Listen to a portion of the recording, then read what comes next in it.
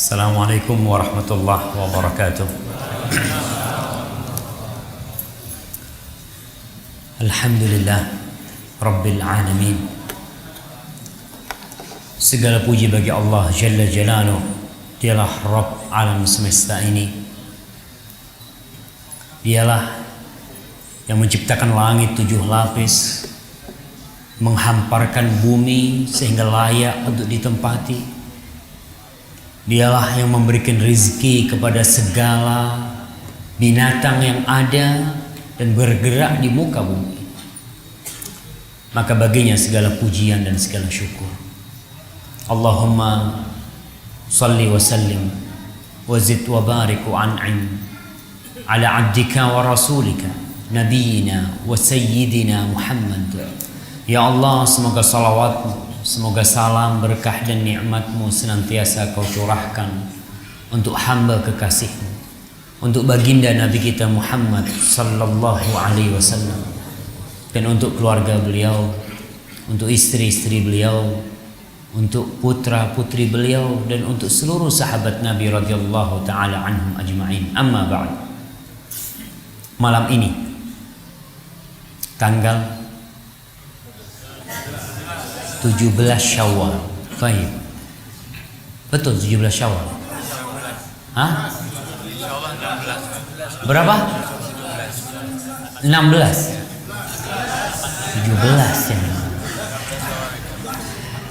Tadi sebelum maghrib tanggal 16. Tadi sebelum maghrib tanggal 16. Kalau sudah tenggelam tanggal 17. Baik.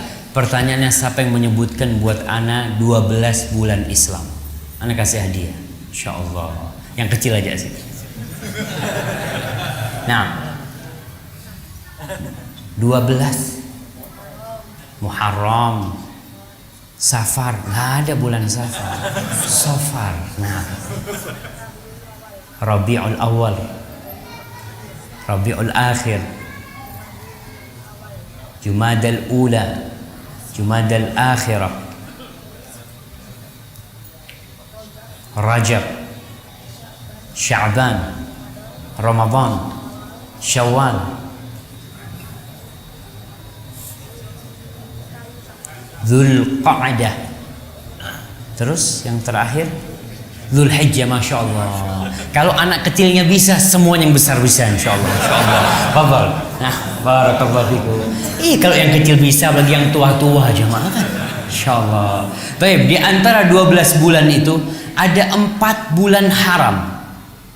Allah Subhanahu wa taala mengatakan, "Inna iddatasy syuhuri 'indallahi 12 syahran fi kitabillah yauma khalaqas samawati wal arda minha arba'atun hurum." Sesungguhnya hitungan bulan di sisi Allah pada hari penciptaan langit dan bumi tertulis itu 12 bulan. 4 diantaranya bulan haram. Siapa yang menyebutkan bulan haram?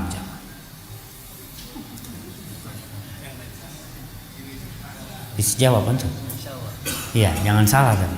Baik, 4 bulan haram. Dzulqa'dah, Dzulhijjah, Muharram, Rajab. Masya Allah. Antum udah nikah? Alhamdulillah. Saya kasih bukunya Ustaz Zainal. Antum, Masya Allah. Baik. Kita ini orang Islam, tolonglah bulan-bulan Islam itu hafal. Insya Allah kita Lebaran Idul Adha tanggal berapa?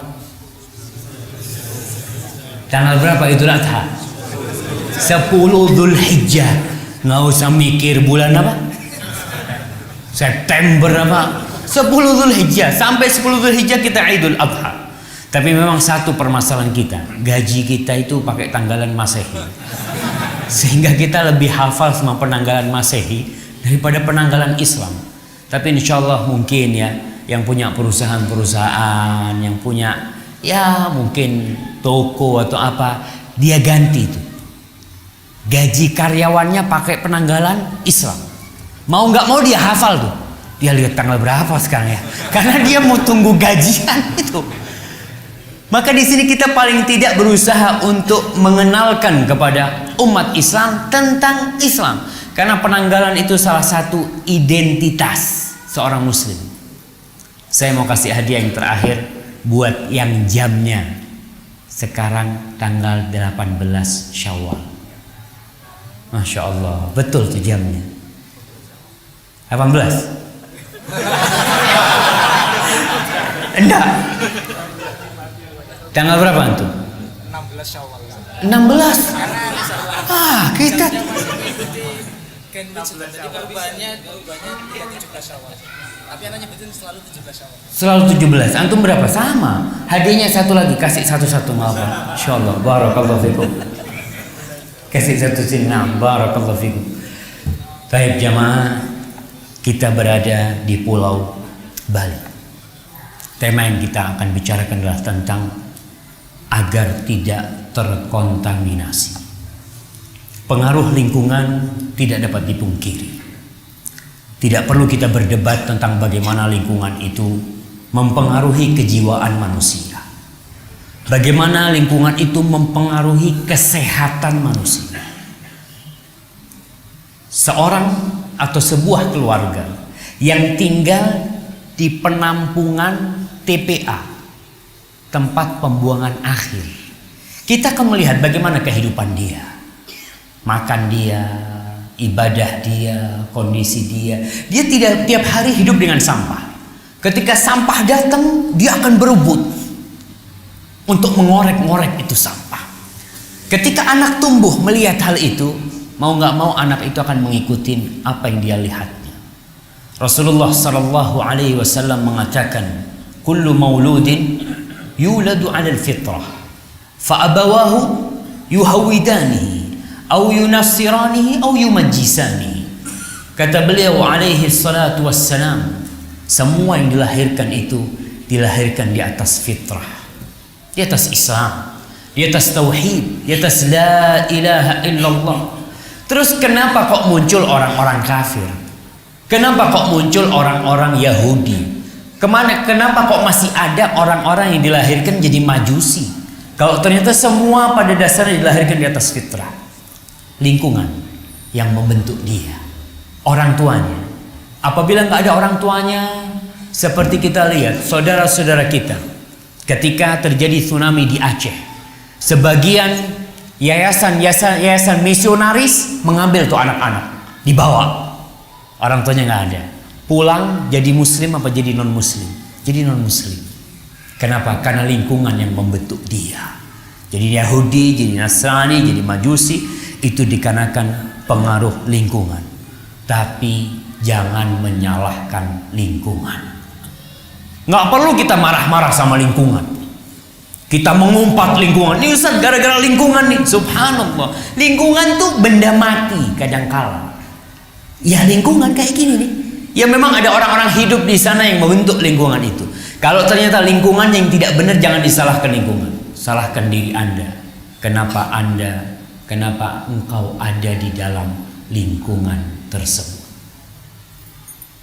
Al-Imam Syafi'i mengatakan, na'ibu zamanana wal 'aibu fina, fama li zamanina 'aibun siwana, wa nahju zamana bighairi dhanbin, walau nataqa zamanu lana hajana. Kata Imam Syafi'i, kita ini selalu mengumpat zamannya kayak gitu, udah zamannya kayak gitu. Padahal zaman itu tidak memiliki kesalahan, kecuali keberadaan kita ada di zaman itu. Andai kata zaman itu bisa berbicara, pasti dia akan mengumpat kita bahwa masalahnya ada pada kalian. Ketika lingkungan tidak mendukung kita, ketika lingkungan tidak dapat membentuk karakter seorang muslim yang soleh, yang taat kepada Allah SWT, maka kita yang seharusnya hadir di sana. Seorang mukmin itu seperti pohon kurma yang daunnya tidak turun. Nggak ada daun pohon kurma itu rontok atau gugur, nggak ada. Dia tetap, kecuali dia dipotong baru dia turun. Tapi buahnya dinikmatin oleh orang banyak. Seorang mukmin harus bisa mewarnai. Ada seorang penemu di barat sana, bukan di barat, di Arab sana, kalau nggak salah namanya Abu Fahad, hafizahullah ta'ala. Dia sudah mengikuti perlombaan-perlombaan di Eropa, di Amerika, dan dia Masya Allah. Pada suatu hari, dia lagi betulin mobilnya, rodanya bocor mungkin. Tahu-tahu ada mobil nyasar yang menabrak dia. Entah itu konspirasi atau itu kecelakaan, tapi yang jelas itu terjadi. Dia tidak mati, dia buta, tidak bisa melihat. Tapi ternyata dalam kondisi dia buta, dia masih bisa memberikan kontribusi kepada umat, memberikan ide-idenya. Dia ditanya, kenapa kau masih melakukan hal itu? Kau sudah memiliki keterbatasan dalam pandangan, tidak bisa melihat. Apa kata dia? Idza kanatiz dzuruf la tusa'iduka fasna'idz dzuruf. Kalau lingkungannya, kalau kondisinya tidak mendukung dirimu, maka kau harus menciptakan kondisi yang mendukung dirimu. Kita yang berada di sini, yang memiliki tugas bagaimana merubah lingkungan ini, mewarnai dan tidak diwarnai. Di dalam sebuah hadis Hudzaifah bin Yaman, hadis ini nisbatnya kepada Rasul sallallahu alaihi wasallam dhaif, didhaifkan oleh sebagian ulama, tapi disahihkan termasuk perkataan Ibnu Mas'ud radhiyallahu taala anhu. Kita katakan ini perkataan Ibnu Mas'ud. Beliau mengatakan la takunu imma'ah. Kau jangan menjadi orang yang ikut-ikutan, menjadi ekor, menjadi seperti daun yang dihempaskan oleh angin, ke timur ikut ke timur, ke barat ikut ke barat. La takunu imma'ah. Taqulun, kalian berkata, in ahsanan nas ahsantu, wa in zalamu zalamna. Kalau orang-orang berbuat baik, maka aku akan berbuat baik, aku ikut. Tapi kalau orang-orang berbuat zalim, ya ana akan berbuat zalim juga. Ikut lingkungan, ikut bagaimana manusia. Walakin wattinu anfusakum. Tapi kalian teguhkan diri kalian. Teguhkan diri kalian di atas satu manhaj, di atas satu jalan. In ahsanan nas tuhsinu. Kalau orang-orang berbuat baik, kalian berbuat baik. Wa in asa'u fala tadzlimu. Kalau mereka berbuat buruk, kalian jangan berbuat zalim. Kita harus berada di atas la ilaha illallah dimanapun dan kapanpun kita berada. Sedikit yang perlu dibicarakan. Apa hukumnya orang tinggal di negeri non-muslim, di negeri yang mayoritas mungkin penduduknya bukan orang-orang Islam? Para ulama berbicara bahwasanya disyariatkannya hijrah dari negeri kafir ke negeri muslim itu madhiyatun ila qiyamis sa'ah. Itu syariat tetap ada sampai hari kiamat. Seorang berhijrah dari negeri kafir menuju ke negeri yang Islam. Tapi kalau nggak bisa, atau dia ingin tinggal di negeri yang non muslim, yang mayoritasnya non muslim, ada dua syarat yang harus ada pada diri dia. Yang pertama, Syekh bin Utsaimin menjelaskan persyaratan ini. Yang pertama, orang itu harus merasa aman. Dia memiliki prasangka yang besar bahwa dia bisa menjaga diri, di mana dia memiliki ilmu, dia memiliki iman, dia memiliki kemauan, yang di situ dia merasa insya Allah ana tinggal di tempat ini, ana akan selamat, ana akan bisa menjaga keluarga ana akan bisa menjaga istri ana, diri ana sendiri. Bahkan dia di situ berusaha untuk menjaga keimanannya dari syubhat-syubhat yang terjadi. Kalau dia bisa melakukan hal itu, dia memiliki kemampuan seperti itu, dia boleh tinggal di tempat ini. Kalau dia merasa tidak aman, umpamanya dia gini, kayaknya anak kalau tinggal di sini mungkin anak bisa bertahan, tapi anak-anak mungkin bisa terpengaruh, nggak boleh dia tinggal di tempat itu. Ada seorang syekh berkata ketika dia berkunjung ke Eropa, berjumpa dengan orang-orang Arab, ada yang hijrah ke Eropa ya, mereka tinggal di sana. Syekh itu mengatakan, kalau anak cucumu atau cucumu, Syekh ngomong itu, bisa kau jamin dia masih muslim di tempat ini, masih bisa mendirikan sholat, kau boleh tinggal di tempat ini. Lalu orang yang dikasih tahu menangis. Belum cucunya, anaknya sudah nggak benar. Jangan bicara cowok, anaknya sudah nggak benar. Bagaimana tidak? Tiap hari yang dilihat kekufuran, tiap hari yang dilihat kemaksiatan. Mungkin adzan tidak terdengar. Masya Allah, kita di Bali alhamdulillah masih terdengar suara adzan. Mungkin ada di tempat-tempat lain kita sama sekali tidak mendengarkan adzan. Tidak pernah melihat orang memakai kerudung. Tidak tampak orang-orang muslim yang kalau kita melihat kita akan merasa ada teman. Kita nggak ada. Subhanallah. Maka kata Syekh, kalau kau bisa menjamin tuh cucumu masih dalam kondisi Islam, kau boleh tinggal di tempat ini. Tapi ternyata jamaah, kebanyakan orang-orang yang tinggal di negeri-negeri kafir, ya kita nggak katakan kebanyakan, adalah di antara mereka yang anaknya sudah na'udzubillah min dzalik. Saya punya teman dari Jamaika. Ketika dia ke Amerika, dia berkunjung ke beberapa kerabat dia. Dia berkunjung, dia tanya, mana anak perawanmu Fulan? Dia punya anak perawan, anak gadis namanya Fulana. Kemana kata dia? Apa kata orang tuanya? Nggak perlu kau berbicara tentang dia lagi. Karena di barat anak kalau sudah umur 18 tahun, orang tua tidak punya, nggak bisa kontrol tuh anak. Orang tuanya bisa memenjarakan bapaknya kalau bapaknya maksa anak. Maka na'udzubillah min dzalik, anaknya jadi pelacur, jadi apa? Orang tua tidak bisa berbuat apa-apa. Karena kondisinya seperti itu, ma'asyiral muslimin rahimakumullah. Itu syarat yang pertama. Syarat yang kedua, dia harus bisa menegakkan agamanya, menunjukkan agamanya, di mana dia bisa melaksanakan sholat berjamaah. Kalau dia di situ ada orang-orang bisa melaksanakan sholat Jumat, ya, kemudian dia bisa sholat Id, dia bisa berbagi zakat, dia bisa berpuasa, dia bisa berhaji, dia bisa melaksanakan syariat Allah SWT. Karena ada negeri-negeri yang seorang muslim nggak boleh pakai kerudung, haram hukumnya pakai kerudung di sana. Bahkan ada satu kota yang namanya Turkistan di Cina sana, subhanallah, itu diperangin orang-orang yang pakai kerudung di sana. Diperangin sama mereka. Orang-orang yang pakai jenggot pun diperangin di sana sama mereka. Tapi kalau non muslim pakai jenggot nggak apa-apa. Bisa antum lihat. Kalau non muslim umpamanya mafia pakai jenggot nggak apa-apa kata dia. Kan gaya kalau dia. Kalau orang Islam ini pakai jenggot karena agama nih, bermasalah ini. Subhanallah, mereka permasalahkan hal seperti itu. Jadi kalau kita tinggal di negeri itu dan kita tidak bisa menampakkan agama kita, menegakkan syariat Allah khususnya tadi, sholat ya, kemudian zakat, kemudian puasa, maka tinggalkan tempat itu.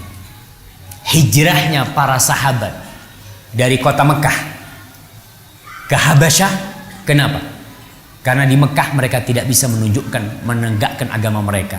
Di Habasyah, negeri kafir juga, tapi negeri kafir kan nggak semuanya sama.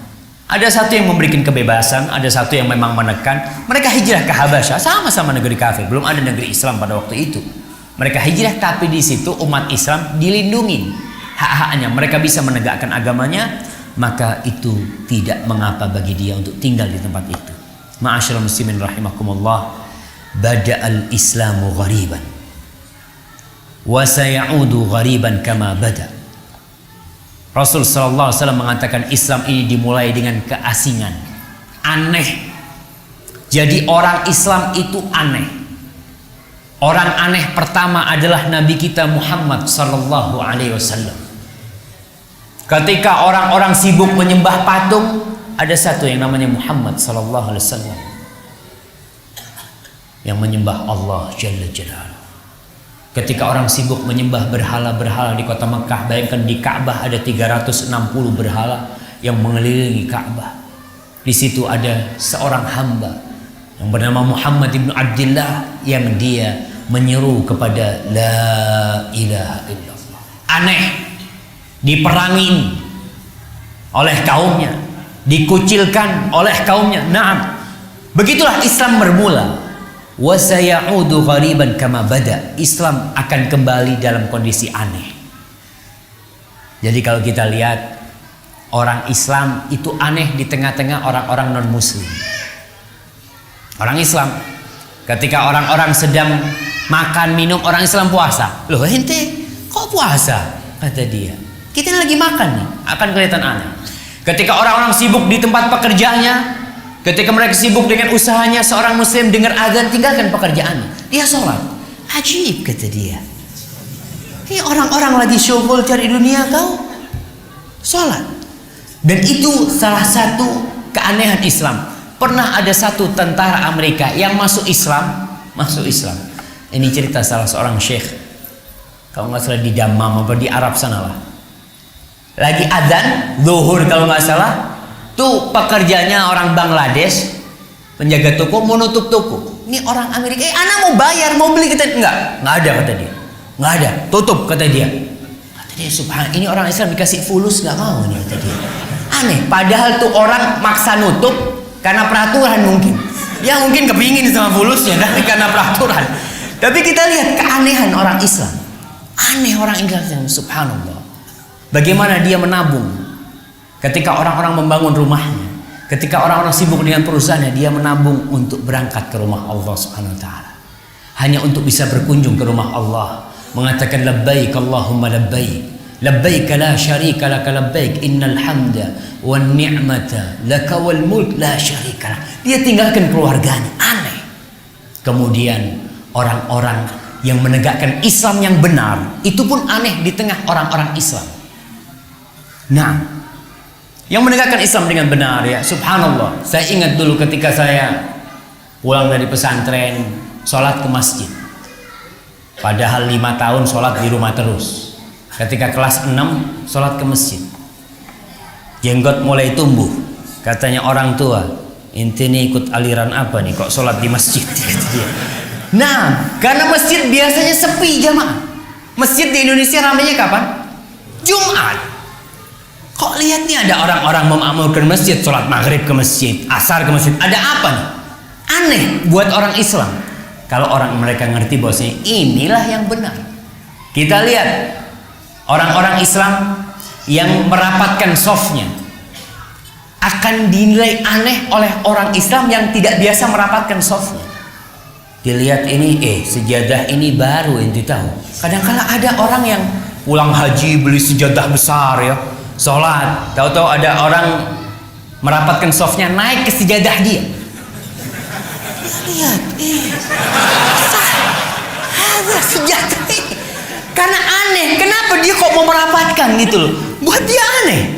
Karena dia tidak mengerti kalau itu adalah syariat Allah SWT. Kita lihat perempuan-perempuan yang pakai kerudung akan menjadi aneh di tengah wanita-wanita muslimah yang tidak berkerudung.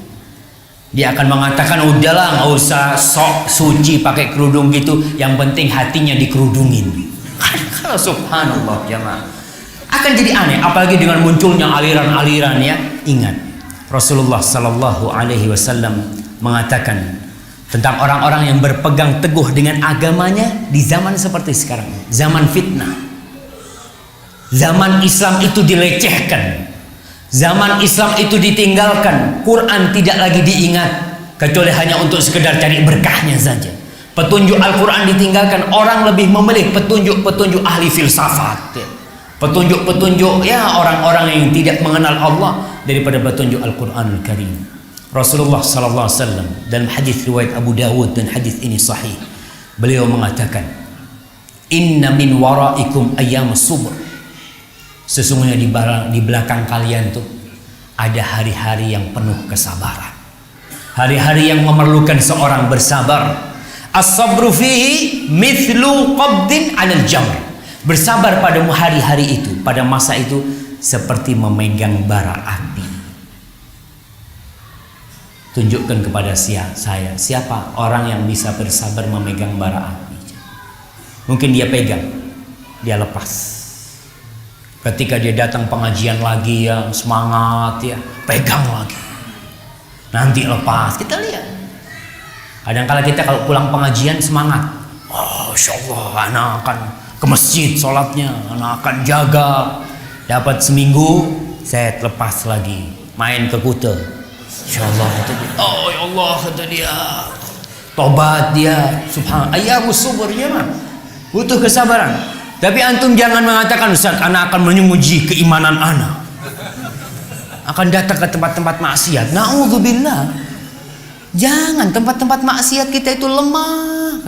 Kadang-kala subhanallah manusia ketika melihat, apalagi matanya ya, subhanallah, awalnya dia astagfirullah, astagfirullah, subhanallah, Allahu Akbar ya. Ini di tempat-tempat seperti ini ayyamus subur, kita harus benar-benar sabar, berpegang teguh dengan agama. Kadang-kala kita lewat ya, matanya nundukkan jalan sambil menunduk gitu kan. Hati-hati, lihat ke depan nanti. Enggak, anak jaga pandangan anak. Butuh kesabaran hal itu. Sabar melaksanakan perintah Allah, sabar menjauhi larangan Allah, dan sabar terhadap musibah yang menimpa kita. Lil amil fihim, orang-orang yang beramal pada hari-hari itu. Kata Rasul sallallahu alaihi wasallam, mithlu ajri 50 rajulan ya'maluna mithla amali. Orang yang berpegang teguh dengan sunnah-sunnah Rasul, yang menjaga amalan-amalan diajarkan Rasul sallallahu alaihi wasallam pada hari-hari yang penuh kesabaran itu, akan mendapatkan pahala 50 orang yang beramal dengan amalan itu. 50 kali lipat amalannya. Para sahabat bertanya pada waktu itu, ya Rasulullah, ajru 50 minhum, yang kau maksud 50 orang dari mereka. Jadi pahala satu orang ini dikali 50 orang dari orang-orang yang hidup pada masa itu. Apa kata Rasulullah SAW? Ajru 50 minkum, seperti pahala 50 orang dari kalian. Subhanallah jemaah. Tatkala lingkungannya mendukung, ya, kita nih yang hidup umpamanya di Madinah, ya Masya Allah, antum dengar azan, semua toko tutup, semua aurat ditutup, Masya Allah. Kita pun yang punya toko, yang punya usaha, mau tutup itu aman. Kenapa? Semuanya tutup, nggak mungkin pelanggannya pindah. Dia kan dukungan gitu. Tapi kalau di sini mau tutup, wah nanti pelanggannya pindah ke sebelah, gimana kata dia? Wah, ini fulus urusannya ini.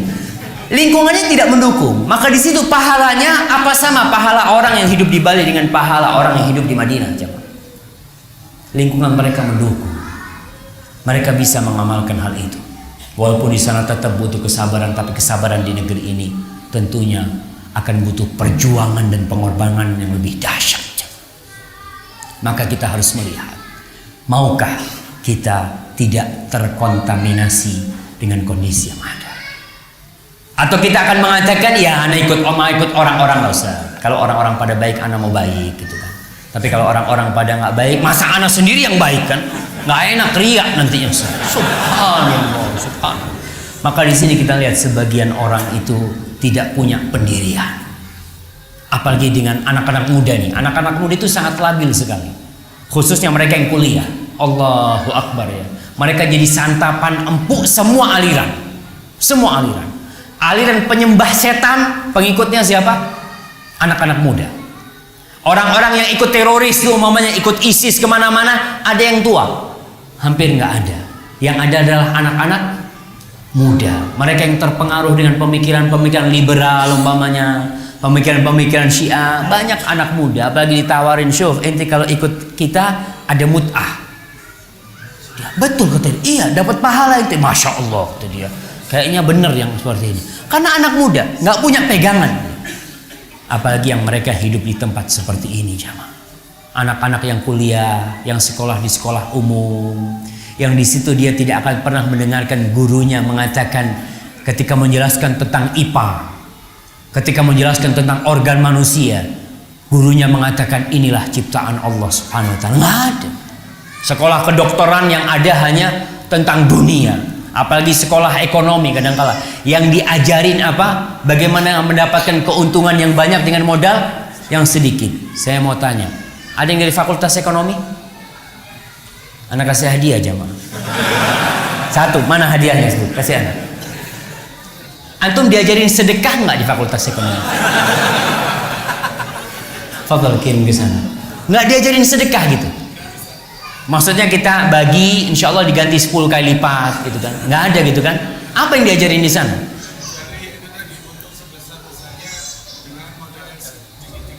Masya Allah. Padahal di dalam Islam dengan sedekah kita kasih satu, Allah ganti berapa? 700 kali lipat. Subhanallah. Itu nggak diajarin sama mereka. Dan kadang-kadang saya heran orang-orang di fakultas ekonomi, ya dia sudah jadi doktor di ekonomi umpamanya, tapi tetap miskin. Gimana? Malah yang nggak sekolah, yang nggak lulus SD kadang-kadang kaya raya jemaah. Itulah kita harus tahu di sini, bahwasanya ar-rizqu minallah. Rizki itu dari Allah Subhanahu wa taala. Seharusnya ditanamkan di fakultas-fakultas itu bahwa kita ini cuma berusaha. Usaha bisa sama, nih sama-sama buka restoran. Yang satu Masya Allah berhasil, yang satu tutup. Padahal jualannya sama, bukanya sama. Tapi kenapa? rizkinya tidak sama. Maka sekali lagi kita melihat ketika hidup di negeri umpamanya seperti ya kita di Bali ini ya. Tapi alhamdulillah kita melihat dengan adanya Bali Mengaji ini, mulai kapan masjid ini ramai jemaah? Mana takmir masjidnya? Hah? Masa nggak ada takmirnya jemaah? Oh, ini Bapak takmir ini. Sejak kapan ramai masjidnya, Pak? Berapa tahun? 10 tahun yang lalu? Masya Allah, 10 tahun lalu udah kayak gini. Masya Allah, Masya Allah. Berarti Masya Allah Bali kalau 10 tahun udah kayak gini. Di Jawa tuh baru 2 tahun, 3 tahun ya Pak. Tapi di sini Masya Allah ya. Mudah-mudahan berkah lah Masjid An-Nur ini. Baik, bagaimana langkah-langkah yang harus diambil agar kita bisa menjaga diri kita dan tidak terkontaminasi? Yang pertama, harus menanamkan keyakinan yang besar kepada La ilaha illallah. Harus menanamkan kepada diri kita, kepada anak-anak kita, bahwa tiada yang berhak disembah, tiada yang pantas untuk dimintai pertolongan, tiada yang layak untuk disebut namanya, dipanggil namanya, kecuali Allah Rabbul Alamin. Tanamkan, apapun yang terjadi Allah, semuanya dari Allah SWT, dan kita akan kembali kepada Allah SWT. Bagaimana caranya menanamkan hal itu? Menuntut ilmu. Harus belajar. Kadang-kadang kita melihat ya, mungkin di negeri Bali ini, di kota Bali ini, atau di Pulau Bali, semangatnya orang Islam lebih dahsyat daripada yang di Jawa. Seperti teman-teman kita mungkin yang ada di Amerika, karena dia merasa gimana anak ini, kata dia. Anak punya teman, anak tanya, sekarang lagi kerja di Amerika dia, anak minta ente pulang ente. Anak tanya sama dia, masjid terdekat dari rumah ente berapa jauh? 4 jam. Subhanallah. 4 jam perjalanan anak baru sampai masjid. Anak tanya, di kampung ente ada orang-orang muslim dari Indonesia? Nggak ada sama sekali. Bagaimana dalam kondisi seperti itu?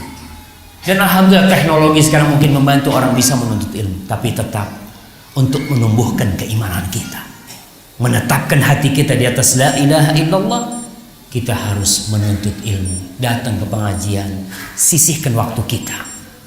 Nih malam minggu biasanya orang pada ya sibuk, mereka di tempat-tempat wisata atau cari hiburan. Antum alhamdulillah datang ke tempat ini, itu salah satu cara agar kita tidak terkontaminasi.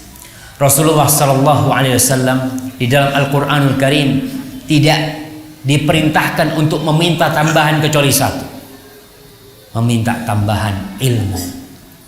Allah mengatakan di surat Thaha ayat 111, wa qul rabbi zidni ilman, dan katakan wahai Rabbku, tambahkan kepada aku ilmu ya Allah. Subhanallah, kalau kita melihat Allah Subhanahu wa taala mengatakan innama yakhsyallaha min ibadihi al-ulama. Sesungguhnya yang takut kepada Allah, yang takut kepada Allah dari hamba-hambanya ini siapa? Orang yang berilmu, para ulama. Dia yang takut kepada Allah Subhanahu wa taala karena dia tahu, oh ini nggak boleh. Dia tahu dengan siksa Allah Subhanahu wa taala. Bahkan Rasul sallallahu alaihi wasallam mengatakan, "Lau ta'lamuna ma a'lam, la dhahiktum qalilan wa la bakaitum katsiran." Andai kata kalian tahu apa yang aku ketahui, kalian tidak akan banyak tertawa, kalian akan banyak menangis. Kita lihat bagaimana Umar bin Khattab ya, dalam kondisi dia sebagai sahabat Nabi yang dijamin masuk surga, yang dia terus sering menangis kepada Allah Subhanahu wa taala. Dia takut diazab dan disiksa oleh Allah Subhanahu wa taala. Ma'asyiral muslimin rahimakumullah, di antara tanda kecintaan Allah kepada hambanya bukan banyaknya harta, bukan luasnya rezeki dia, bukan dunia dan isinya. Ini kota Bali dan isinya, bukan kota Bali, Pulau Bali dan isinya, dengan semua miliaran triliunan uang yang ada di sana, dan Jawa semuanya, Jakarta dan Asia, Amerika dengan semua yang ada di dalamnya. Apa kata Rasul sallallahu alaihi wasallam? "Lau kanatid dunya ta'dilu 'indallah janaha ba'udah, ma saqa minha kafiran syarbata ma." Andai kata dunia dan isinya Yang kita kalau naik pesawat kita melihat Masya Allah tuh gedung-gedung yang tinggi itu ya, perusahaan-perusahaan yang besar, pesawat-pesawat yang banyak, mobil-mobil yang mewah, semua nih dunia dan isinya. Kalau ada nilainya di sisi Allah, satu sayap nyamuk, antum kalau bunuh nyamuk, antum pegang, antum lihat, supaya antum benar-benar bisa memahami hadis Rasul SAW.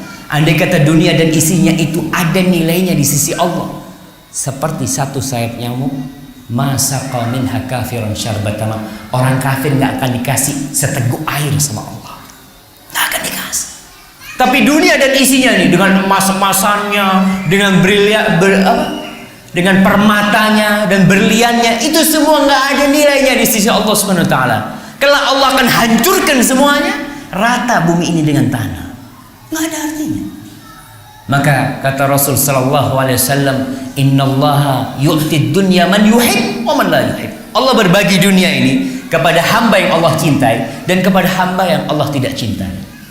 Kita lihat orang-orang non muslim kaya raya, kita lihat negeri-negeri barat kaya raya, Allah kasih semua mereka.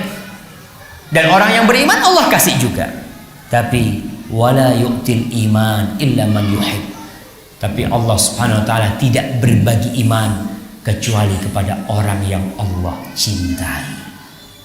Maka Rasul sallallahu alaihi wasallam mengatakan dalam hadis yang diriwayatkan Imam Bukhari dan Muslim, man yuridillahu bihi khairan yufaqihu fid din. Orang yang Allah inginkan kebaikan buat orang itu, Allah cinta tuh sama orang itu, Allah akan bikin orang itu bertafakuh, belajar, ngaji tentang agamanya. Maka sekali lagi, agar tidak terkontaminasi, belajar.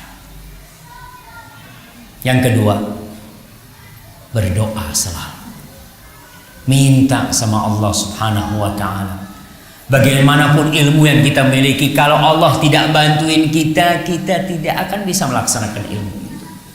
Minta bantuan kepada Allah Subhanahu wa taala. Setiap sholat, nggak sah sholatnya seorang muslim, tidak sah sholatnya seorang muslim yang tidak mengatakan ihdinas siratal mustaqim. Nggak sah. Maka kita senantiasa mengatakan hal itu. Dan Rasul SAW mengajarkan berbagai macam doa kepada kita. Di dalam Al-Quran Allah mengajarkan, Rabbana la tuzigh qulubana ba'da idh hadaitana wa hab lana min ladunka rahmah innaka antal wahhab. La tuzigh qulubana. Allah, kita udah dapat hidayah, minta jangan sampai dipalingkan. Apalagi di masa fitnah, ada orang yang paginya muslim, sorenya sudah kafir. Sorenya masih Masya Allah datang pengajian, paginya udah kafir. Kenapa? Yabi'u dinahu bi'aradin minad dunya. Dia jual agamanya dengan sepotong dari dunia. Tawarin sesuatu sama dia, kau pindah agama, pindah agama. Subhanallah. Berapa menit lagi jemaah? Siap.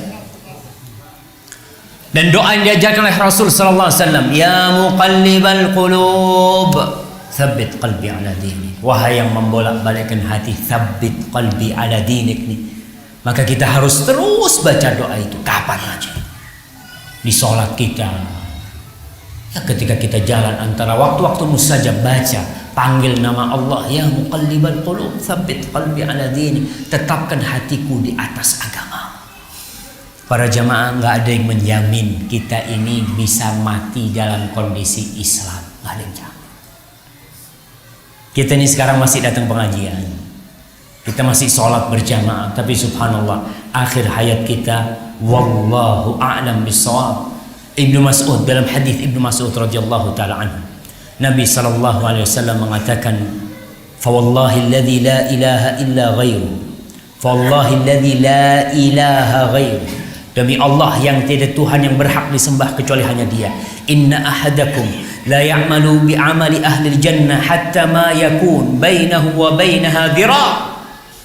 Demi Allah, ada di antara kalian yang dia beramal dengan amalan penghuni surga sehingga tidak ada jarak antara dia dengan surga kecuali satu dhira', satu hasta. Iya, satu hasta ini. Satu depa apa satu hasta? Satu hasta. Fayasbiqu 'alal kitab fayamalu bi amali ahli jannah ahli nar fayadkhulha. Kemudian ketentuan datang kepada dia, kitab Ketentuan sudah datang kepada dia, dia beramal dengan amalan penghuni neraka, dia masuk neraka. Subhanallah ya. Kadang-kala kita melihat ada orang yang sudah tua renta, yang seharusnya dia itu mendekatkan diri kepada Allah, malah ternyata dia jauh dari rumah Allah Subhanahu wa taala. Sufyan ats-Tsauri mengatakan dalam kondisi dia menangis, akhafu an uslabal iman indal maut. Aku takut imanku dicabut ketika aku mati. Ketika mau mati, ketika dekat sudah ajalnya, dicabut keimanannya. Maka doa terus. Jangan sok, sudah enggak anak insya Allah aman, udah bisa jaga diri, jangan, terus minta sama Allah Subhanahu wa taala. Allah Subhanahu wa taala mujibus sa'ilin. Dia mengabulkan doa orang-orang yang memohon kepada Allah Subhanahu wa taala. Yang ketiga, setelah berdoa, banyak-banyak berzikir. Allah mengatakan uzkurullaha dzikran katsira. Banyak-banyaklah kalian berzikir kepada Allah Subhanahu wa taala. Al-Imam At-Tabari meriwayatkan dari Ibnu Abbas radhiyallahu taala anhu, "Asy-syaitan jathimun ala qalbi ibni Adam." Setan itu ada tuh, duduk tuh dia, bertempat di hatinya anak Adam. Fa idza saha wa ghafala waswas. Kalau nih orang lupa, enggak berzikir sama Allah, lengah, maka dia akan menggoda. Wa idza dzakarallah khanas. Kalau dia berzikir kepada Allah, setannya itu akan mengecil, ya mengecil terus seperti itu. Maka terus berzikir kepada Allah Subhanahu wa taala. Subhanallah bihamdihi. Usahakan pagi hari ini sebelum kita berangkat kerja, baca subhanallah wa bihamdi 100 kali. Itu nasihat Rasul SAW. Sebelum kita meninggalkan pekerjaan kita, baca zikir pagi sore ya. A'udzu bikalimatillahi tammati min syarri ma khalaq, terus dibaca. Kemudian di tempat kerja kita terus istighfar, terus berzikir. Dan orang-orang yang kerjanya menunggu itu adalah orang-orang yang masya Allah sebenarnya. Dia punya waktu untuk berzikir. Ketika orang-orang sibuk, dia harus berbicara, harus meladenin orang ya, dia hanya duduk. Satpam khususnya tuh, insya Allah satpam, dia nggak ngomong sama sekali, cuma bengong dong. Coba dia subhanallah, alhamdulillah, wala ilaha illallah, Allahu akbar terus. Dan antum yang naik sepeda motor, naik mobil ya, khususnya yang sendirian. Kadang-kala kalau sama teman itu ngobrol, tapi coba antum naik mobil sendirian, apalagi takut ya. Oh ya Allah, subhanallah, subhanallah. Mobilnya suka mogok gitu ya, masya Allah. Itu doanya, masya Allah, sama zikirnya. Maka banyak-banyak berzikir kepada Allah Subhanahu wa taala. Karena Rasul sallallahu alaihi wasallam memisalkan, "Matsalul ladzi la yadhkurullah wal ladzi yadhkurullah kamatsalil hayy wal mayyit." Matsalul ladzi yadhkurullah wal ladzi la yadhkurullah kamatsalil hayy wal mayyit. Permisalan orang yang berzikir kepada Allah dan orang yang tidak berzikir kepada Allah seperti orang yang hidup dan bangkai. Orang kalau nggak berzikir kepada Allah seperti bangkai. Maka di sini kita mengobatin hati kita, mungkin banyak dosa, terus kita berzikir kepada Allah SWT. Yang keempat, dirikan sholat tepat waktu. Usahakan. Walaupun umpamanya yang jauh dari masjid, dalam kondisi dia mungkin nggak bisa ke masjid karena jauh, tetap dia jaga sholat tepat waktu. Rasul sallallahu alaihi wasallam ditanya tentang ayyul amali afdal, amalan apa yang paling afdal? Apa kata beliau alaihi salatu wassalam? As-salatu ala waqtiha, sholat tepat waktunya. Maka kita berusaha, yang bisa ke masjid ke masjid. Karena dengan ke masjid nih, masya Allah, antum lihat orang-orang di sini akan termotivasi. Ngelihat temannya sholat tahiyatul masjid, dia sholat. Ngelihat temannya baca Quran, dia akan baca Quran. Datang ke rumah Allah SWT, jaga sholat tepat waktu. Keluarga kita juga, istri kita, anak-anak kita, jaga mereka supaya tepat waktu. Yang kelima, berpegang teguh dengan sunnah Rasul SAW. Beliau alaihi salatu wassalam dalam hadis Irbad ibn Sariyah radhiyallahu taala anhu, Rasul sallallahu alaihi wasallam memberikan wasiat kepada para sahabatnya ketika mereka bertanya, "Ya Rasulullah, ausina ka'annaha mau'idatu muwaddin." Wasiatmu ini seperti wasiat orang yang mau mati, yang mau berpisah dengan kita. Tolong wasiatkan kepada kami. Rasul sallallahu alaihi wasallam memberikan wasiat, "Fa innahu man ya'ish minkum ba'di fasayara ikhtilafan katsiran." Barang siapa yang hidup setelah aku mati, maka dia akan mendapati perselisihan yang banyak. Masya Allah. Ustadz ini bilang boleh, ustadz ini bilang nggak boleh, ada ulama bilang haram, ini bilang nggak apa-apa. Macam-macam pendapat yang akan dihadapi, perselisihan yang banyak sekali. Dan itu kita melihat umat dibikin bingung dengan perbedaan-perbedaan yang ada sekarang ini. Maka apa kata Rasulullah SAW ketika kalian mendapati perbedaan yang banyak itu? Fa'alaikum bisunnati wa sunnatil khulafa'ir rasyidin al-mahdiyyin min ba'di tamassaku biha wa 'addu 'alaiha bin nawajid wa iyyakum wa muhdatsatil umur fa inna kulla muhdatsatin bid'ah. Kata Rasulullah SAW dalam kondisi seperti itu, kalian pegang sunnahku. Ketika banyak orang beda pendapat, ulama bilang ini boleh, ini nggak boleh, tanya Nabi gimana? Nabi gimana? Aku mau tahu sih. Nabi umpamanya ribut kadang-kala mengucapkan selamat Natal ya. Oh ribut, ada yang mengatakan boleh, ada yang mengatakan tidak boleh. Kita tanya, Nabi itu berdampingan dengan orang-orang Yahudi tahunan. Pernah Nabi mengucapkan selamat kepada mereka? Oke. Kemudian kita lihat Umar bin Khattab dan kaum muslimin ketika mereka menaklukkan Palestina. Ratusan tahun umat Islam di sana bersama orang-orang Nasoro. Dan orang-orang Nasoro aman di bawah kekuasaan Islam. Tanya, pernahkah para sahabat mengucapkan selamat Natal?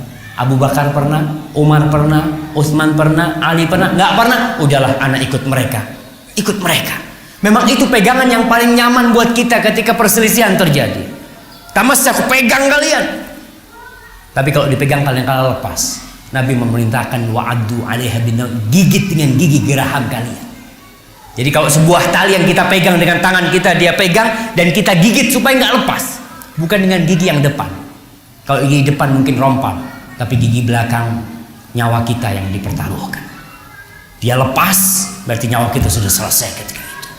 Hati-hati dengan perkara-perkara yang baru. Udahlah, kita ikutin apa yang diajarkan oleh Rasul SAW, supaya umat Islam ini nggak ribut terus, nggak selesai-selesai.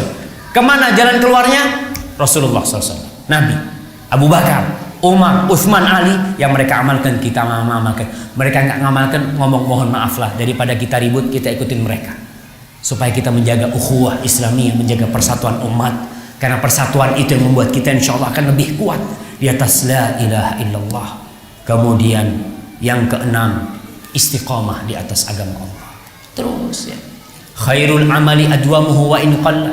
Sebaik-baiknya amalan adalah yang berkesinambungan walaupun sedikit, tapi terus ya. Kita baca Quran tiap hari, mamanya 1 lembar, kita berzikir, kita sholat duha, terus kita istiqamah di atas itu walaupun sedikit. Karena itu wasiat Rasulullah sallallahu alaihi wasallam. Baik, udah masuk waktu Isya. Baik, insyaallah kita lanjutkan setelah salat Isya. Hadza wa sallallahu ala nabiyina Muhammad wa ala alihi wasallam.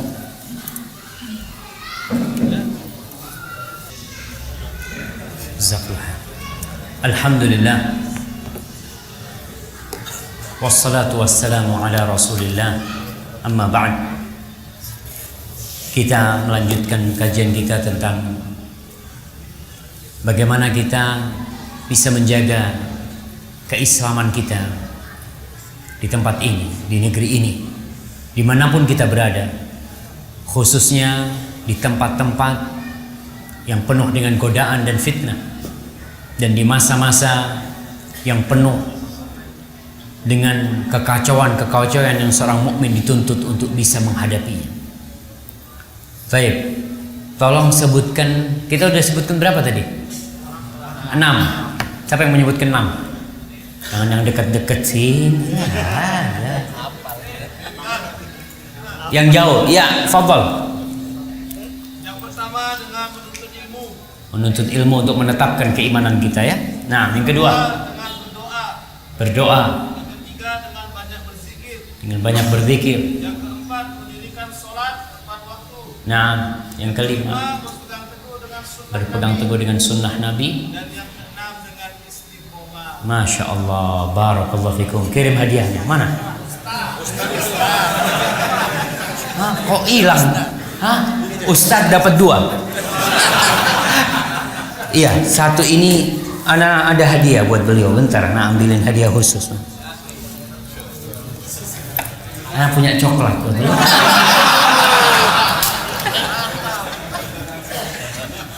Saya barakallahu fikum saudara.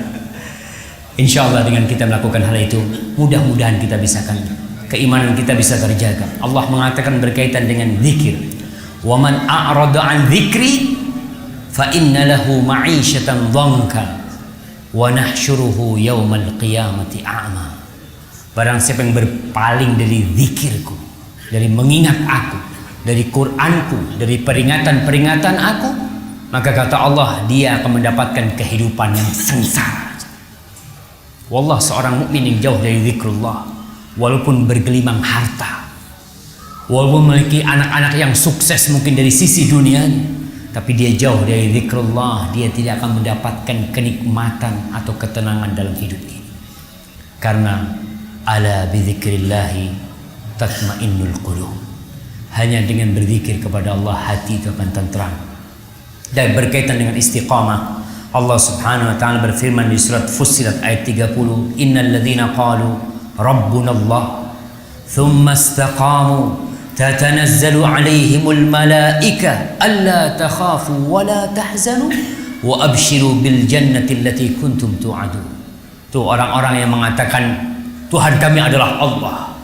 Dia mengatakan la ilaha illallah, amanna billah. Kemudian mereka istiqamah. Tidak hanya dengan mengatakan beriman cukup, tidak. Dia tetap harus berjalan di atas la ilaha illallah yang dia yakini, di atas keimanan yang dia yakini. Maka malaikat-malaikat Allah akan turun menenangkan dia, memberikan kabar gembira khususnya ketika dia hendak meninggal dunia. Allah memberikan kabar gembira melalui malaikat-malaikatnya. Mereka mengatakan kalian nggak perlu takut, kalian tidak perlu khawatir, kalian tidak perlu takut dengan masa depan kalian, kalian tidak perlu khawatir dengan orang-orang yang kalian tinggal, keluarga kalian umpamanya, nggak perlu. Wa abshiru bil jannah, dan ada kabar gembira buat kalian dengan surga Allah Subhanahu wa taala yang dijanjikan untuk kalian. Dan yang ketujuh, yang terakhir adalah mencari teman yang baik. Ada satu makalah Arab yang mengatakan as-sahibu sahib. As-sahib sahib. Teman itu menarik. Dengan siapa kau berteman, engkau akan ditarik oleh dia. Rasulullah Sallallahu Alaihi Wasallam mencontohkan permisalan teman baik dan teman buruk yang kita insya Allah sering kali mendengar hadis itu.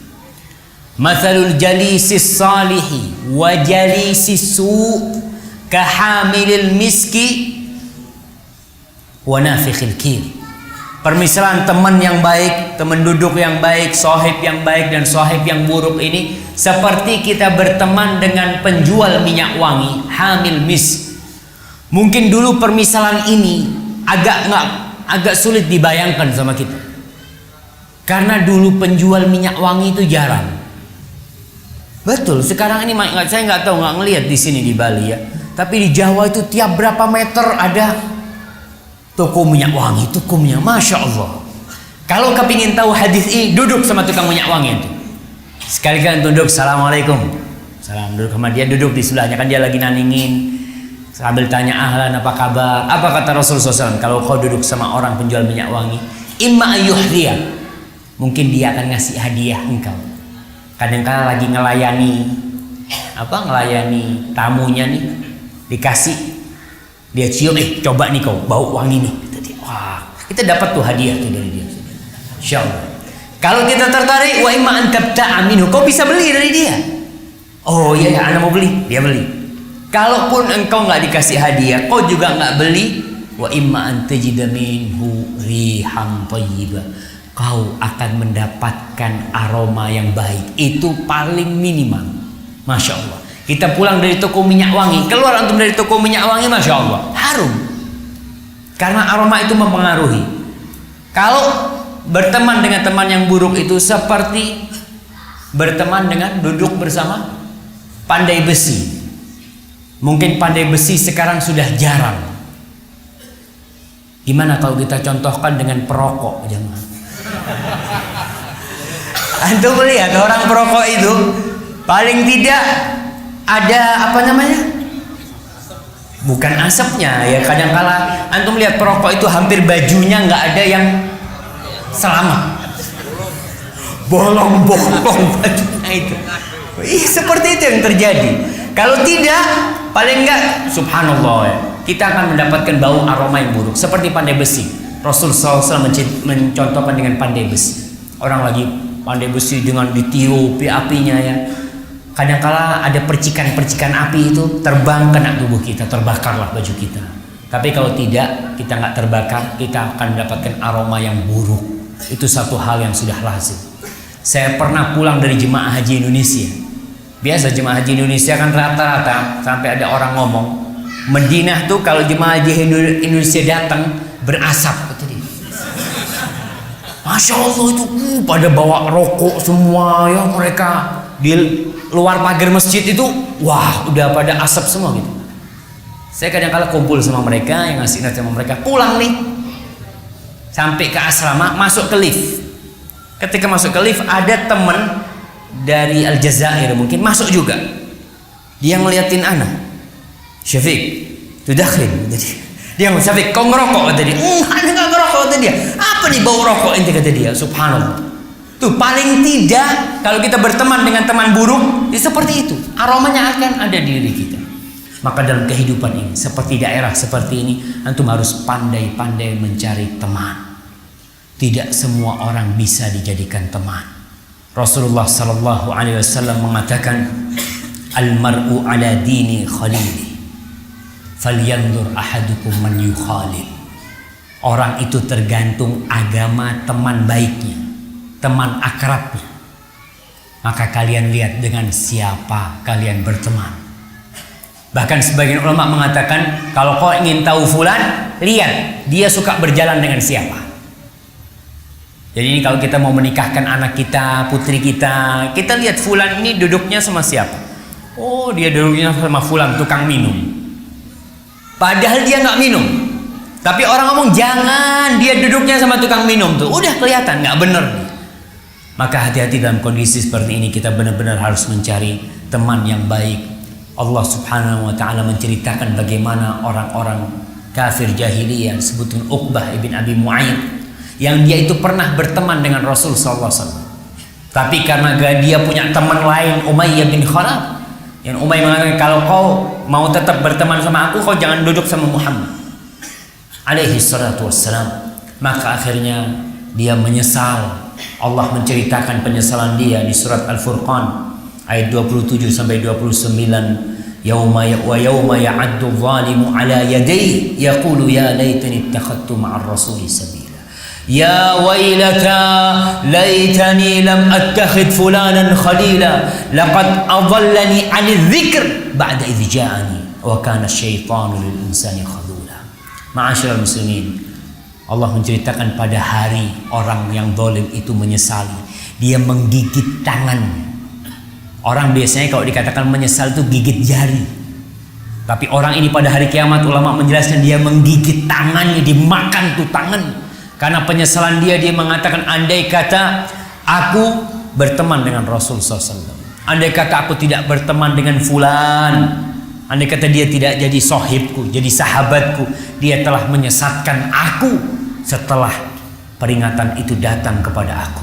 Syaitan itu benar-benar melalaikan dan meninggalkan manusia ketika dia butuh. Para jamaah, kita nih, setan ini terus menggoda kita. Setan yang dari bangsa jin ini terus godain kita. Kita jalan, kita kemana, dia godain kita terus. Bagaimana kalau tambahan dapat sohib yang nggak benar? Habis sudah gitu.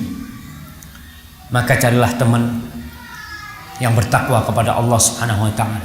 Yang kata Rasul Sallallahu Alaihi Wasallam, la tusahib illa mu'minan, wa la ya'kul ta'amaka illa taqi. Jangan engkau berteman kecuali dengan orang yang beriman, dan jangan makan makananmu kecuali orang yang bertakwa.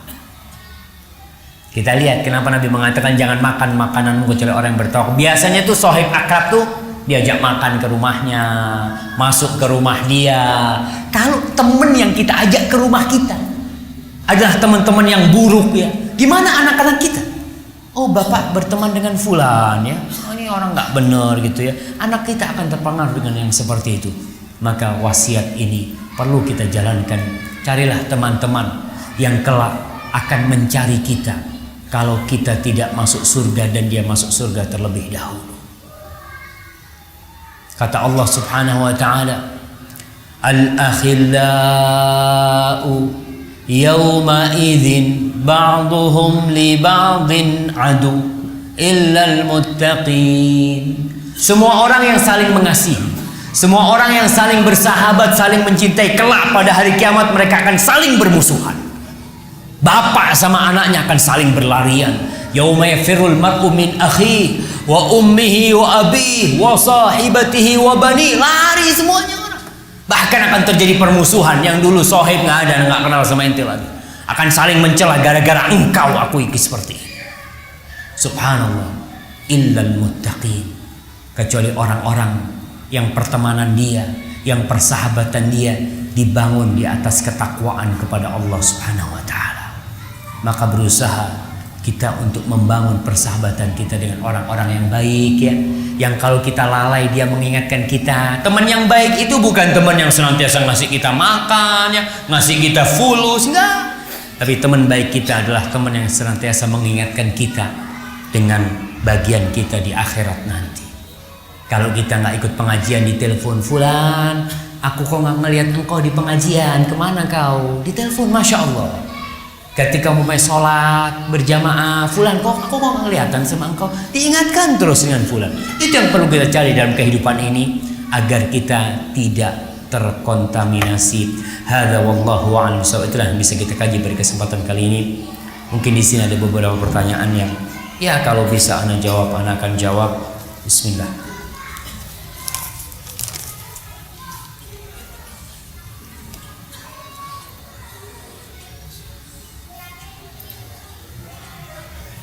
Masya Allah, ini ada pertanyaan. Bismillah. Benarkah tindakan saya setiap Idul Fitr saya mendahulukan mudik ke mertua saya yang berdarah Arab di luar daerah, sementara di sini masih ada ibu saya yang berdarah Jawa?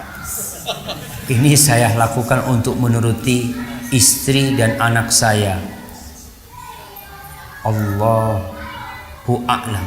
Masya Allah, ya. Yang pertama, nggak ada darah Jawa, nggak ada darah Arab, nggak ada darah putih, nggak ada darah merah. Tapi ada darah putih sama merah, jamaah kan? Baik. Allah Subhanahu wa taala mengatakan, inna akramakum indallah atqakum. Sesungguhnya yang paling mulia di antara kalian siapa? Orang Arab. Yang paling bertakwa di antara kalian Bilal bin Rabah, hitam kulitnya, keriting rambutnya, hitam, yang kelihatan cuma giginya, Bilal bin Rabah. Tapi suara sandalnya didengar oleh Rasulullah SAW di surga Allah Subhanahu wa taala. Abu Jahal putih, Abu Lahab putih, Arab, bahkan paman Rasul SAW. Di mana tempatnya? Finnar, di neraka. Jadi apa yang menjadi, ya, standar kehormatan dan kemuliaan? Apa? Takwa kepada Allah Subhanahu wa taala. Ketika haji wada, ketika berkumpul umat manusia dari Arab, dari non-Arab, dari orang-orang Persia, dari Romawi, itu pada haji itu yang mereka udah masuk Islam, Rasul sallallahu alaihi wasallam mengatakan kepada mereka, ala la fadla li arabin ala a'jami wala li a'jamin ala arabi illa bittaqwa. Kalian ingat tuh semua, nggak ada keutamaan antara orang Arab di atas orang non-Arab atau orang non-Arab di atas orang Arab, karena memang ada diskriminasi. Ini ada di beberapa negara.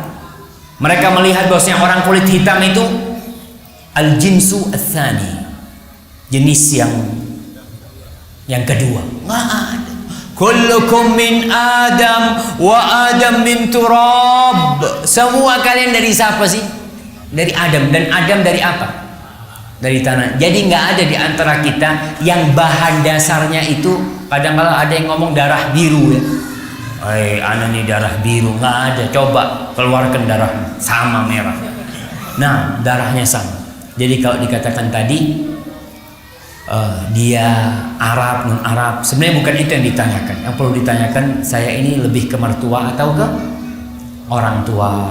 Tapi kalau saya pahami, dia hidup di sini bersama ibunya sudah. Jadi ada apa dia mudik? Long sepanjang tahun dia hidup bersama ibunya.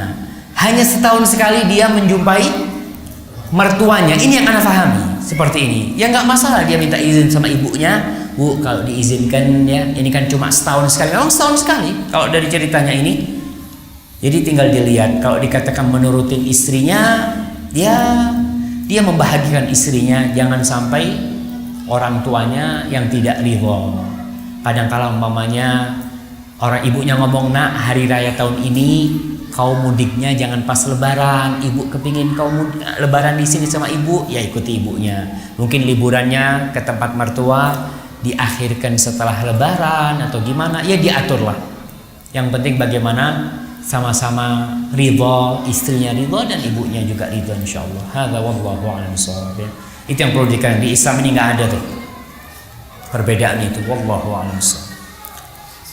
Ustaz, bolehkah kita memutuskan hubungan pada ayah yang menikah lagi tanpa persetujuan ibu? Padahal ibu sedang sakit parah hingga meninggal dunia. Rahimahullah. Hari ini sebuah keluarga tersebut masih saja memutus hubungan pada sang ayah ibu barunya. Subhanallah jemaah. Begini, kita nih anak harus tahu diri. Keberadaan kita karena adanya orang tua kita. Dan ketika kita berbakti kepada orang tua kita, pertamanya bukan karena orang tua kita nyuruh kita berbakti, bukan. Tapi siapa yang nyuruh kita berbakti? Allah Jalla Jalaluhu. Allah mengatakan wa wassayna, dan kami wasiatkan al-insan, manusia nih, biwalidayhi ihsan, agar dia berbuat baik kepada orang tua. Itu wasiat langsung dari Allah Subhanahu wa taala kepada kita. Jadi kadang-kadang ada orang tua yang zalim sama kita, ada orang tua mungkin yang tidak berbuat baik kepada kita. Kita berbakti sama dia, ya aku tahu Pak, kau suka menyakitin hatiku, nah, tapi aku berbakti sama engkau karena Allah nyuruh aku berbakti. Allah yang nyuruh. Sampai orang tuanya non muslim kafir pun tetap harus berbakti kepada orang tuanya. Apalagi nih orang tuanya cuma kawin lagi, mungkin dia kawin lagi nggak kuat dengan nafsunya, mungkin ibunya sakit ya, dia tidak ingin apa yang sampai berbuat haram, lalu dia menikah lagi tanpa persetujuan ibunya demi menjaga kehormatan dirinya, dan itu lebih baik daripada dia harus berzina dalam kondisi seperti ini. Jadi kita harus tetap melihat setengah isi setengah kosong. Lihatlah kepada kelebihan orang tua, berhusnudzon kepada dia. Kalau antum memutuskan silaturahim sama bapak antum, ingat dengan sabda Rasul SAW, la yadkhulul jannah qati', nggak bakal masuk surga orang yang memutuskan. Udah selesai. Kalau mungkin sakit hati, ibu sakit hati sampai meninggal dunia, jangan ngomong tuh gara-gara bapak kawin lagi ibu sampai mati. Enggak. Udah datang ajalnya ibu, udah datang. Ya mudah-mudahan ibu sudah istirahat dari kepenatan dunia ini, karena dunia ini penjara bagi orang yang beriman. Mudah-mudahan ya bapak kita sudah menikah lagi, mudah-mudahan bapak dapat hidayah ya, dan bapak juga bisa masuk surga bersama anak-anaknya. Maka cobalah jangan menyimpan dendam, karena nggak enak hidupnya orang menyimpan dendam di hatinya. Rasul Shallallahu Alaihi Wasallam, bagaimana kerabatnya, bagaimana keluarga-keluarga di Mekah, mereka mengusir Nabi, membunuh para sahabatnya, membunuh pamannya. Ketika Rasul Alaihi Wasallam masuk ke kota Mekah, dikumpulin tuh semua penduduk Mekah, ada di tangan Nabi itu. Nabi berbuat apa saja bisa kepada mereka. Apa kata Rasul Shallallahu Alaihi Wasallam? Idhabu fa antumut tulaqa, kalian pergi semua, kalian bebas mau kemanapun, kata Rasul SAW. Apalagi ini orang tua kita, yang keberadaan kita karena adanya orang tua kita. Maafkan orang tua kita, doakan dia, jalin hubungan lebih baik. Sampai kapanpun itu bapak tetap bapak kita, nggak akan berubah. Barakallahu fikum.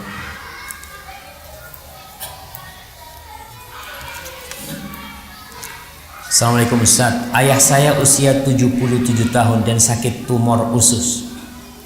Allahumma shfihi, Allahumma shfi mardana wa mardal muslimin. Kita memohon kepada Allah agar Allah menyembuhkan orang-orang yang sakit di antara kita, bapak ini dan semua keluarga-keluarga kita dari kaum muslimin. Allah sembuhkan mereka. Ayah saya tiada hari tanpa ngomel dan mengeluh tentang sakitnya, juga tentang hal-hal yang lain ini itu. Padahal kami anak-anaknya sudah menasehati agar bersabar. Bahkan saya sering memutar kajian para ustadz Rojak TV dengan volume yang keras agar ayah saya bisa ikut tersentuh hatinya dan mau berubah lebih sabar dan menerima takdir. Karena saya takut bila Allah telah mengambil beliau untuk pulang, maka hanguslah semua amalan ibadah ayah saya. Mohon nasihatnya Ustaz kepada saya biar nanti saya sampaikan kepada orang tua. Subhanallah ya. Banyak di antara kita yang memandang kepada penyakit itu dengan pandangan negatif. Apalagi kita nggak bisa berbuat apa-apa. Itu sudah terjadi. Bagaimana seorang muslim menghadapi hal itu? Dunia ini nggak ada artinya. 70 tahun, 80 tahun selesai. Fir'aun berapa tahun hidup di dunia? Sebagian ulama mengatakan dia hidup ya 98 tahun atau 100 tahun dia hidup. Fir'aun. Kemudian hidup di kuburnya berapa tahun? Ribuan tahun. Dan Allah mengatakan tentang mereka, anna yu'raduna 'alaiha ghuduwan wa 'ashiyya. Tiap hari itu neraka ditampakkan pagi dan sore kepada mereka. Jadi kenikmatan dia di istananya cuma 100 tahun, anggap 200 tahun, ribuan tahun disiksa. Maka katakan kepada orang tua kita, ya dunia ini ya nggak akan lama, kita ada kehidupan yang lebih abadi. Kita lihat Rasul SAW 63 tahun hidup di dunia, di kuburnya hidup berapa tahun beliau? 1425 tahun, lama beliau di sana. Jadi insya Allah ini yang terjadi dengan ayah akan menghapuskan dosa-dosa ayah.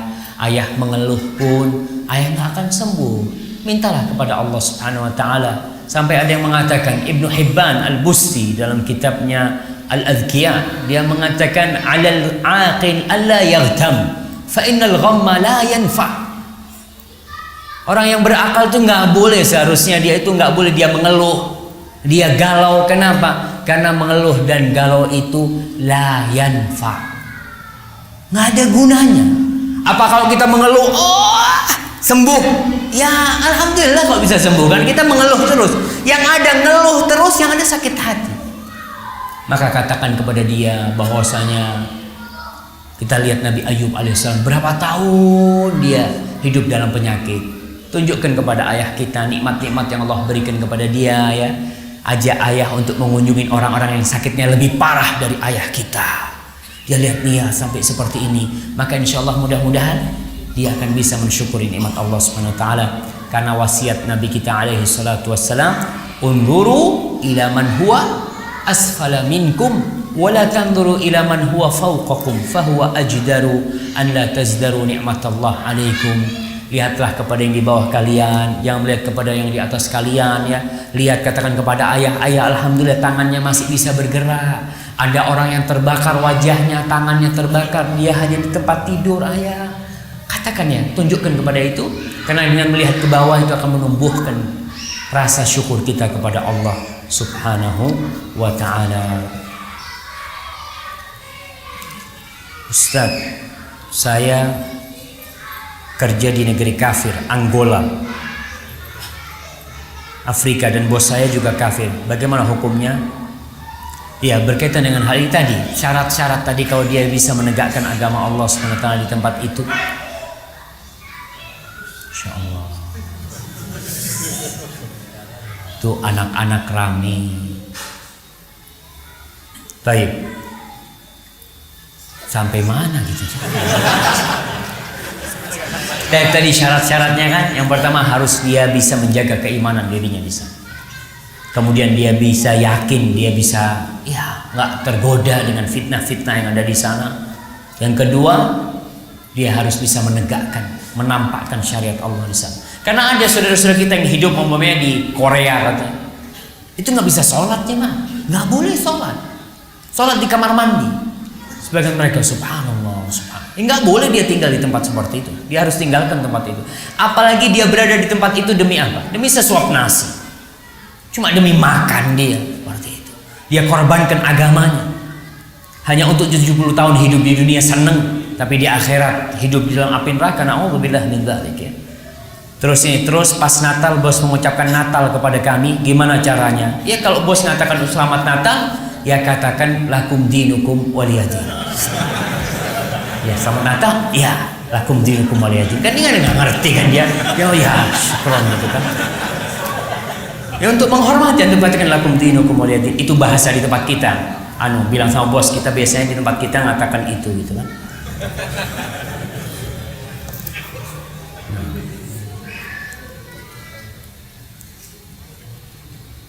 Nah, apakah saudara kita di Tolikara wajib hijrah?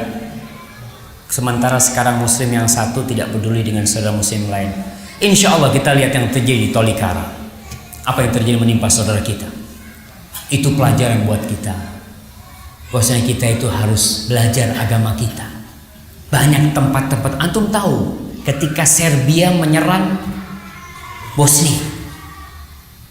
Saya punya teman-teman sekelas sampai lulus dia, masya Allah, tetap kalau datang menjumpai saya, dia cerita sama saya, Syafiq, itu tahu orang Islam di Bosnia itu nggak tahu sama Islam, sudah jauh dari Islam, cuma namanya aja Islam, nggak ada sholat, nggak ada apa, naudzubillah. Ketika diserang oleh Serbia, subhanallah, Allah ingin, ya ketika Allah memberikan azab kepada satu kaum, apa kata Allah?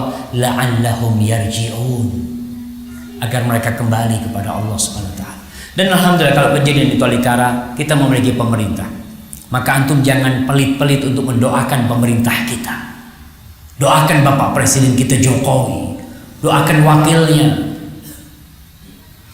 dan doakan menteri-menterinya, semoga Allah Subhanahu wa taala menjaga mereka dari godaan syaitan dan memberikan petunjuk kepada mereka. Tapi kita nggak pernah. Kita bahkan lebih suka menghujat, mengecam, tanpa pernah mendoakan mereka. Doa itu senjata seorang mukmin. Doa itu yang akan membuka segalanya. Tidak akan terjadi apapun kecuali Allah berkehendak. Innama amruhu idza arada syai'an ay yaqula lahu kun fayakun. Allah katakan kun, jadi. Minta sama Allah SWT. Doakan saudara kita. Dan alhamdulillah insyaallah kondisi di Tolikara kadang-kala memang itu ada tangan-tangan asing yang ingin berusaha merusak negeri kita. Dari dulu penjajah itu ingin memisahkan Papua dari Indonesia dari dulu, dan sudah terjadi dengan Timur. Kita bagaimana mereka bisa berpisah dari Indonesia? Dari dulu ada tangan-tangan asing yang berusaha. Maka kita ini dalam kondisi seperti ini, jangan terpancing, jangan mudah terbakar seperti itu. Doakan, karena kadang-kala kita hanya melihat bagian luarnya aja. Ketika di sana ribut, orang Islam pada ke Tolikara perang, umpamanya di sana akhirnya umat Kristen umpamanya yang di sana itu minta bantuan kepada luar negeri, kita tidak bisa membantu, ya referendum. Bagaimana mereka bisa berpisah dari Indonesia? Enggak ya, kita doakan di sana, karena memang umat Islam ini kalau kita lihat dakwahnya itu lambat sekali. Lebih banyak orang Islam yang sibuk dengan dunia. Umpamanya kita lihat di Papua sana, ada yang pernah kirim dana ke sana, jemaah. Ada seorang ustadz di sana ngomong, Ustadz, ana cuma digaji sebulan 250.000 Ustadz. Di Papua sana, cukup buat apa, jemaah? Dia ingin berdakwah. Sedangkan orang-orang non-muslim sudah dari dulu tuh, dari mulai zaman penjajahan mereka datang dengan pesawatnya di sana. Kita di sana berdakwah sulit ya. Maka yang harus kita lakukan adalah belajar agama kita. Kita berdoa kepada Allah, kita sebarkan agama Allah Subhanahu wa taala. Agama Islam adalah agama yang cinta damai. Tunjukkan kepada mereka bagaimana Islam itu menyebarkan kedamaian, dan beda dengan penjajah. Kadangkala umat Islam diajarin toleransi katanya. Memalukan ketika umat Islam diajarin toleransi. Islam adalah agama yang paling toleransi. Mungkin ada oknum-oknum yang tidak toleransi. Itu yang harus kasih tahu tentang Islam. Kita lihat bagaimana orang-orang Nasor, orang-orang Kristen di Palestina. Subhanallah, sejak zamannya Umar bin Khattab masuk Palestina, saya melihat di sana ada gereja-gereja yang sebelum zamannya Umar bin Khattab masih ada sampai hari ini. Ketika Islam berkuasa nggak dihancurin tuh, dijaga, dihormati. Ketika perang pun nggak boleh dihancurin. Pendeta nggak boleh dibunuh sama Rasulullah SAW. Itu bagaimana Islam begitu toleransi sampai hari ini. Di Mesir, Kristen sudah ada sebelum Islam masuk, sudah ada, dan sampai hari ini masih ada orang-orang Kristen di Mesir. Itu toleransi Islam. Tapi kita lihat bagaimana Spanyol, Islam 800 tahun di sana jemaah. 800 tahun di sana Islam. Hari ini tidak tersisa satupun masjid umat Islam di sana. Habis. Ketika orang-orang barat, orang-orang Spanyol yang mereka menyerang negeri Islam, mereka itu menghabiskan etnis sebenarnya. Dihabisin. Dipaksa, kau mau Islam, kalau enggak dibantai mereka. Sehingga habis umat Islam di sana. 800 tahun Islam di sana. Dan kalau kita lihat di Amerika sendiri, kalau bicara Amerika subhanallah, coba tanyakan di mana Indian merah. Kemana mereka? Habis. Aborigin yang di Australia juga dihabisin ya. Kita sebagai seorang muslim harus menjadi muslim yang benar. Kita belajar Islam kita tunjukkan kepada dunia bahwasanya Islam itu indah. Islam itu cinta damai. Kita berdakwah, kita punya tetangga non muslim, bagaimana tetangga Yahudi? Kalau kita punya makanan, kita berbagi dengan mereka. Kita di sini punya tetangga yang non muslim, kita punya sesuatu, kita berbagi dengan mereka. Tunjukkan kepada mereka keindahan Islam. Semoga Allah membuka pintu hidayah bagi mereka. Jadi mungkin itu yang bisa saya sampaikan.